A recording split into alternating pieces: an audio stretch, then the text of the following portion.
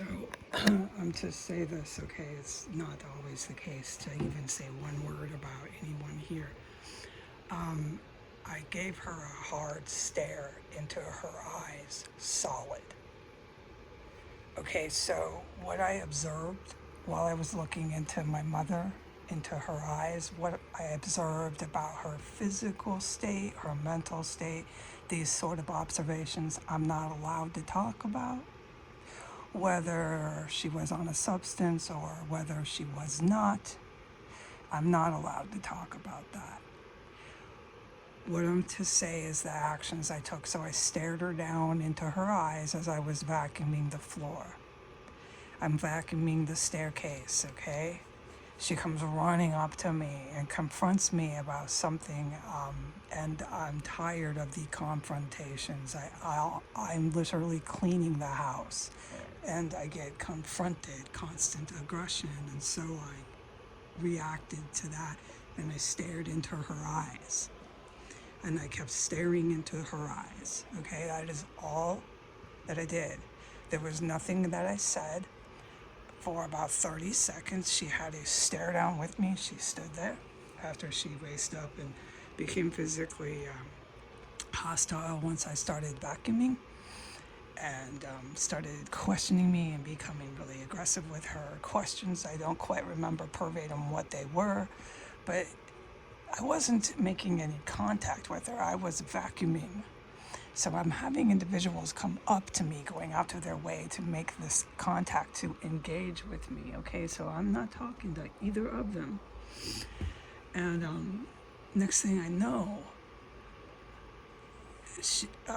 the man comes and completely flips out. The male, yes, the man in this house who has frightened me so bad before that I documented it.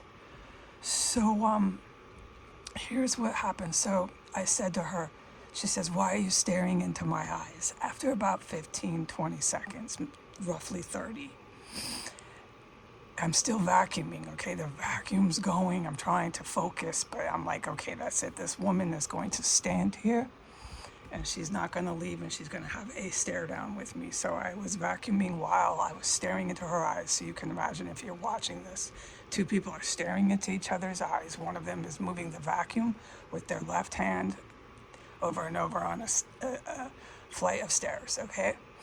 And I'm waiting for the stare down to stop. And she says, "Why are you staring into my eyes?" And I said, "I think your eyes are pretty."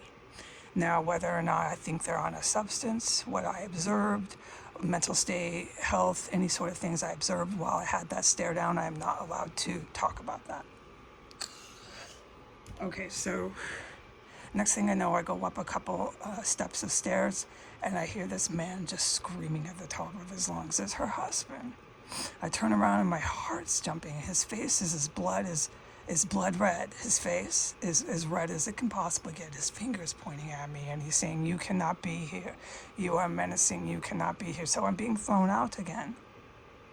And the thing I want to say, and I'm going to put it into the title, because of the physical aggression and just absolute heart race, like that man makes your heart fucking skip a beat when he comes at you in those kind of rages. He stood there for 5 minutes just in a fucking bloody rage. "You cannot be here. You are menacing." And then I had two. Then she comes running up and all I know is there was two individuals just screaming at the top of their lungs. On the stairs and my mouth is open. I'm stunned. I don't know why a stare down ever resulted into this sort of rage. And so this is what I'm going to do, and I'm going to put it into the title. When they throw me out for no understandable reason, which is a pattern, they're constantly doing it, I'm going to go to the domestic violence shelter because of him, because of the man here.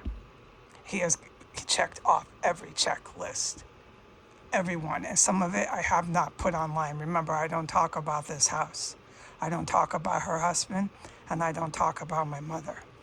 Because of her husband, if they don't have a full bed, I'll be put right into that domestic DV shelter. Goodbye.